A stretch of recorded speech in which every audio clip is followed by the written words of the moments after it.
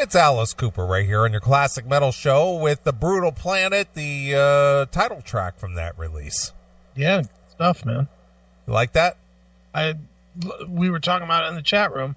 To me, that and Last Temptation are like the only two good Alice Cooper records since, like, Welcome to My Nightmare. Right. I mean, I know a lot of people love Alice Cooper. I'm not one of them. Doesn't mean I don't think he's good. Just doesn't... His music doesn't do it for me, but I like Brutal Planet a lot. It's really heavy and meaty. Yeah, it is. I agree. And I like Last Temptation a lot because it was like a cool story. So, you know, and I remember when I bought it, I got the comic book and all that other bullshit, and I was like, what am I going to do with this? But then it was actually pretty cool. So, good records. Those are it, though, for me. All that middle 80s stuff was terrible. Yeah. Have you seen Alice Cooper live? Yes. How many times? A couple times? 3, I think. I think 3, maybe 4. All right. Well, I got to tell you, one of the things that I have to give Alice Cooper is that his shows are so well choreographed that, you know, he's obviously the ringmaster of his show. Sure. And all of his musicians, because he frequently changes musicians, but they're also in tune with what he's doing on stage, that, you know, when he points a certain direction, or, you know, he slaps his cane on the floor, or he looks at a certain way, his whole choreograph of his show is all based on all of his movements. Sure. And the band just moves in a very choreographed way. Right. To where it is a real, it's a very well done show. There's like 2 or 3 acts out there, and he's definitely one of them, if not the number one. You really don't have to be a fan you don't have to be a fan of the music at all to enjoy his show. And the only other one that's coming to the top of my head is like TSO. You don't really have to be a fan of TSO's music to really appreciate the musicianship and the showmanship of the show. Yeah, the show is bigger than the tunes, and Alice is the same way. I mean, different way, because it's like gruesome, but you know, and in a way, maybe like the Kill Fuck Die tour with Wasp. You didn't have to be a fan of that album to really appreciate what he was doing on that tour. You know, but Alice has been doing it for 40 years the same way, and it's always worked. So, I agree. Now, I would put him in the legend category. Yeah, that's funny you should even mention that, because I was going to ask, Alice Cooper, icon or legend? He'd be legend. Okay. I mean, he's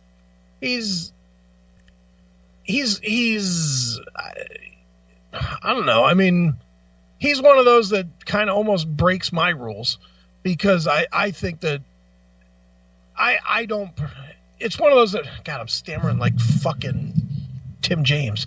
I don't necessarily like a lot of his albums, but those albums were still well liked. You know, if you don't like Feed My Frankenstein or Trash or any of that stuff, you know, which I personally think that Trash was a perfect name for that album, just junk.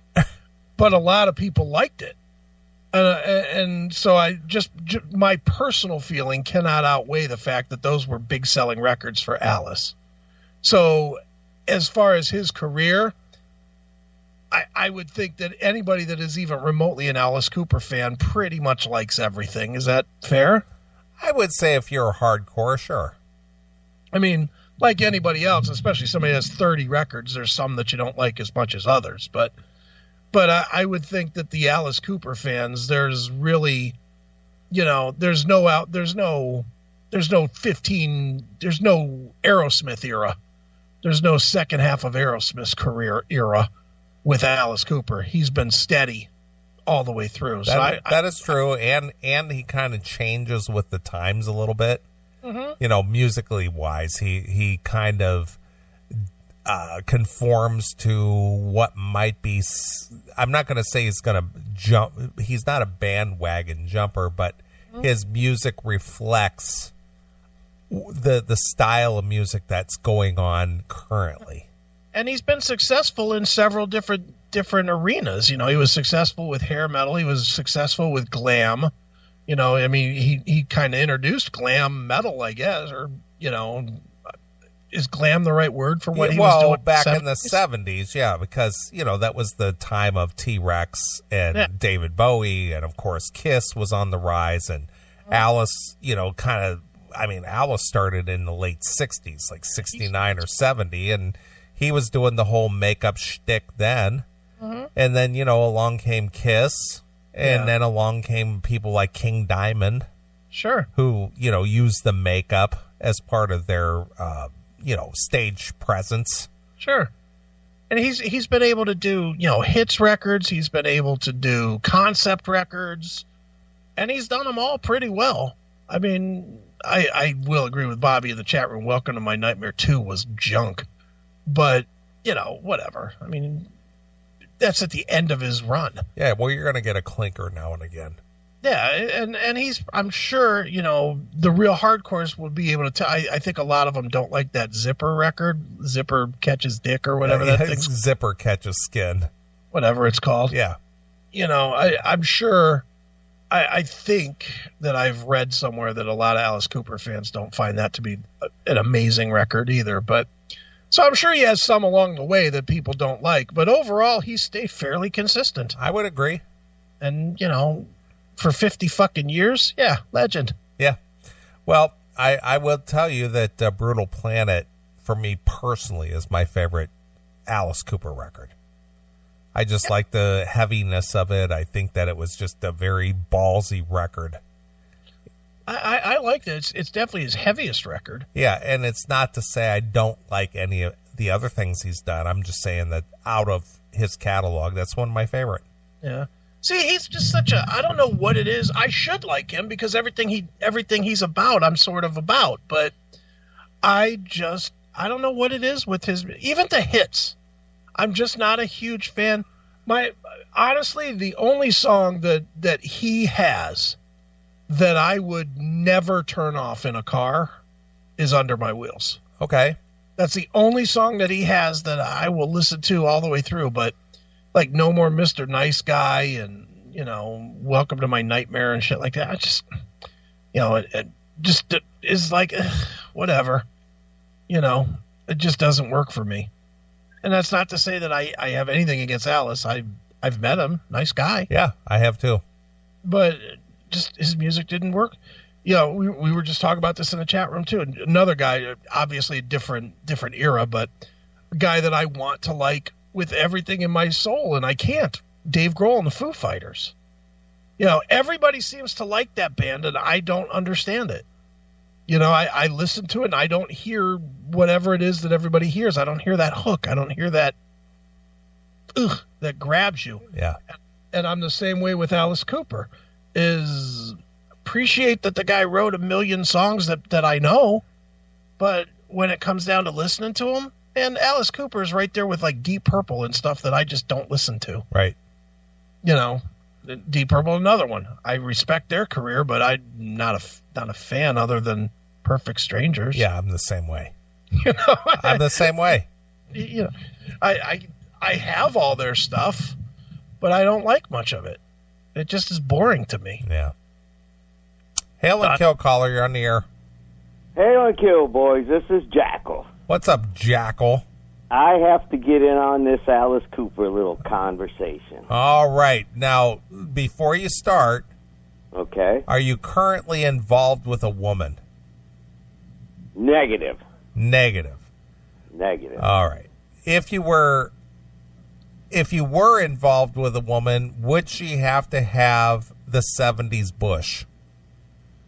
Of course. Okay. I just wanted to establish that before we get into this discussion of music, because we know that this conversation is going to involve music that probably would correlate with a woman who sports a 70s bush.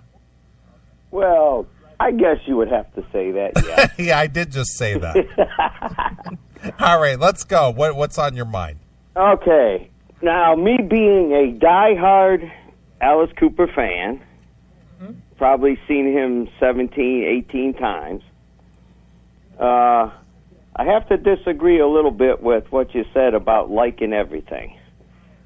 And I think you guys hit it on the head with that Zipper Catches Skin album. Mm-hmm. But that whole period from like 79 through till he came out with what the fuck was that album in 86 with Feed My Frankenstein and shit. That wasn't bad. Ugh. But those three I'm not saying that was a great album. Personally, you can't touch anything that he did with the original band in, you know, the early and mid 70s, and Welcome to My Nightmare, of course. But fuck, man, that he's put out a lot of clunkers, and I mean, I liked Brutal Planet, and what the hell was the other one after that? Or Dragon Town. You know, it had a couple songs here and there. Last Temptation was decent, but you know, and he put that new one out this year or last year, that Paranormal. Mm-hmm. Son of a bitch, man. He even got the guys back from the old band that are still alive, and it was not that good. And that Welcome to My Nightmare 2, whoever was saying that sucked, that was horrible. That was the worst fucking album, one of the worst fucking albums he ever did. How about Along Came a Spider? I liked some of the songs on it. In fact, we saw that tour, and that wasn't bad. But nothing touches that shit. You know, obviously Killer and Billion Dollar Babies, Muscle of Love, School's Out. I mean, fuck. You know, I love the guy, but it's the same thing with Purple. Nothing touches that shit in the 70s. You know, I mean, Perfect Strangers, yeah, and pretty much anything with Richie on, I'm fucking gaga over, but, you know, but I mean, I liked when John Lord was alive, and that shit wasn't bad, but fuck, this stuff with Steve Morse, song or two here and there, and that's about it. Well, let me get your opinion there, Jackal. What do you think of the pairing of Deep Purple and Judas Priest? You know, Is that a good pair on a bill? Well, I guess it would be for sales. But nowadays, obviously, you know how I am with Priest, and but sometimes it's just time to say maybe it's time to retire. I mean, fuck. I just hate to see these guys lose their, I mean, it's not like Alice will ever play like the Agora or anything, but, it's just, I mean, I love Priest, and Firepower was a good album, and the tour was really good, but come on. KK's not in the band. Now Glenn's not in the band. It's or not touring anyhow. Right.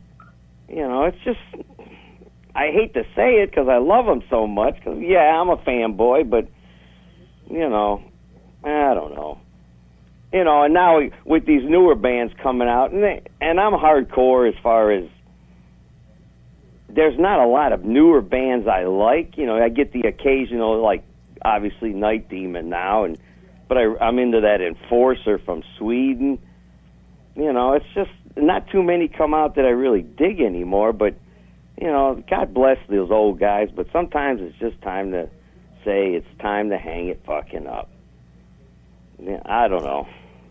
But Alice has always been, like, probably my number one band before, I started getting into the Priest era, but he's put out so many clunkers. It's let's go through a few. Okay. Dada. Good or Which bad? one? Dada? Dada. Hated it.